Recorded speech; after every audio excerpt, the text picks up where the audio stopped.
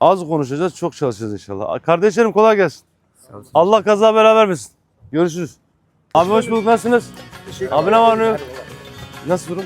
İyi Allah'ım. Valla. Bakıyoruz. İyi mi? Güzel oldu mu? Gel. Değil mi? Görüşürüz. Gezeyim şöyle. İyi ekip şaka. Maşallah.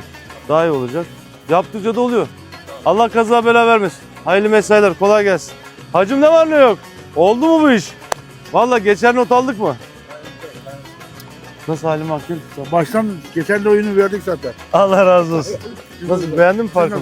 Çok güzel. Çok Hamdolsun. İyi olacak inşallah. güzel. İnşallah. Işıl ışıl olacak.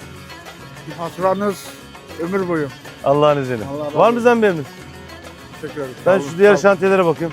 olun, sağ olun, sağ olun, sağ olun. Allah razı olsun. Duacıyız. Allah razı olsun hacım. Çok sağ ol. Eksik olmayın. Görüşürüz.